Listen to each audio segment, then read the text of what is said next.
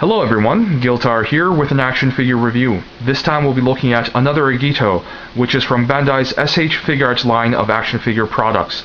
This figure originally came out in June of 2009 and normally retails for 3,000 yen or roughly $32 to $33 American at current conversion rates for currency.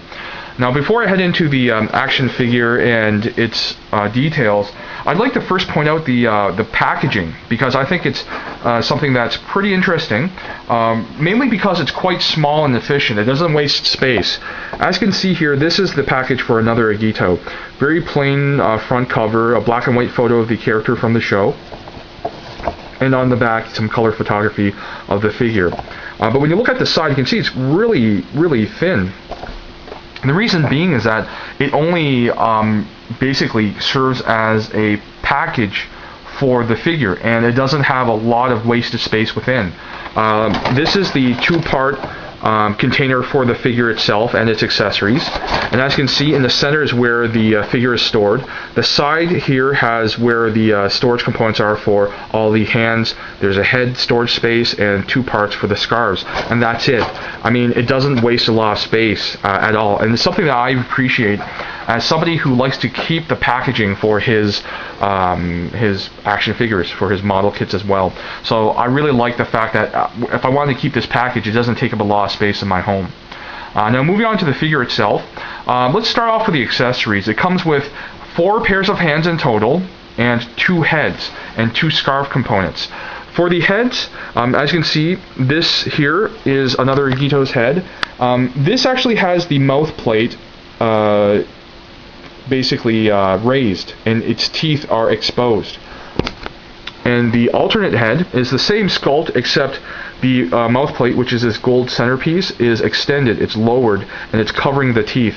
Now, I watched Evangelist's review of Another Agito, and he mentioned that I guess it's very much an homage to the original Kamen Rider. I think Rider 1, when he does a Rider kick, his mouth plate on his helmet raises and exposes the teeth, and so I guess Another Agito here is kind of an homage to that.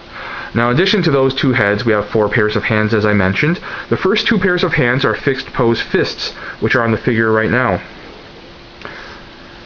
Now, the 3 other hands that we have to choose from are basically open hands. This first pair has the hands open, but the fingers are all closed together. They're all like this. The second pair of hands have the fingers opened up, and the third pair of hands has the fingers opened up, but they're slightly curved. And I mentioned earlier the scarf components on the back. There are 2 of them, and they attach to the back via these ball joint pegs here, which are pretty much at the shoulder blades of the figure. And something else I'd like to mention, and a lot of people take notice of it for sure, are the compound eyes of the head sculpt. Basically, there's I think transparent red plastic, and then beneath that there's some textured surface, and basically makes it look like it does have insectile eyes, or compound eyes, basically bug eyes. And I really like that detail. It looks really great, especially when light's hitting it and you can see the details of inside the eyeballs there. Now moving on to articulation, starting off with the feet. It's got articulation at the toe point, so you can actually bend them to quite a good degree, almost 90 degrees. The ankles attached to the feet via ball joints, so you have rotation and a good degree of bending. Keep in mind that this is representing the character of Another Agito, which has pretty much normal human ranges of flexibility, so it's not supposed to have crazy flexibility at the joints. Next up are the knees, which have 2 joints. There's one above the knee and one below the knee, so you have the ability to do almost a flush bend. Now, this grasshopper appendage on the back of the leg, and there's one at a pair of them on the back of the forearms, one for each forearm, are made of a soft plastic or a rubber-like material, maybe PVC. Next up are the hip joints. There's one at the hip itself, a ball joint in there, and then there's a ball joint at the pelvis. So you actually have 2 points of articulation, which allows you to actually move the leg like that, which is great for an increased range of articulation and movement for the figure. It's really good. The waist itself is, I think, on a ball joint because you have both rotational and bending movement. You have another point of articulation at just below the rib cage there to allow some bending and some rotation as well. While I'm here, I'll mention that the henshin belt part is a separate piece. It feels loose, so that if you were to remove the waist from the torso, I imagine you could also remove the belt. Next up is the neck joint. There are 2 points of articulation at the neck. There's one at the base of the neck where it meets the torso, so you can actually bend the head down. And then there's one at the base of the skull or at the top of the neck, which attaches to the head, so you have full rotation and also bending there. Now, because of the design of the neck, back of the helmet, and back of the collar armor, you can't get another Agito to really look upwards, but you can, bend and look downwards if you wanted to. Next up are the shoulders, which, like the hip and pelvis, have 2 points of articulation.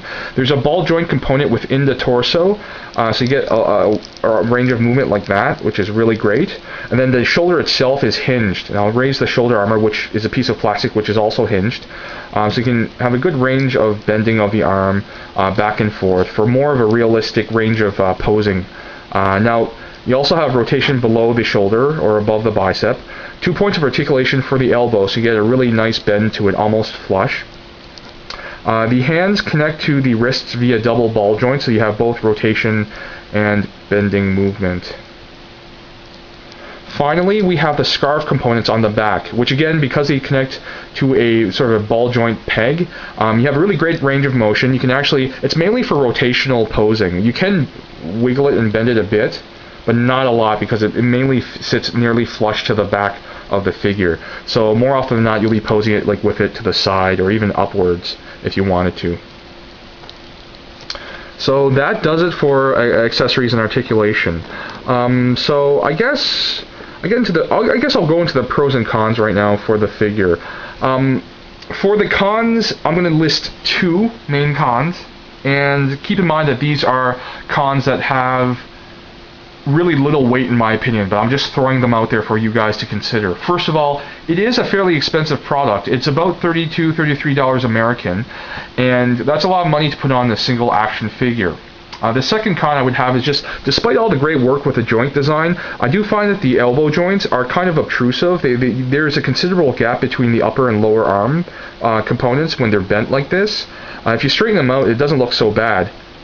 But once you bend it and have it posed like that, that's when you see the gap. And that's something that, for aesthetics, for appearances, for a display product, I do have to point that out for you guys to consider.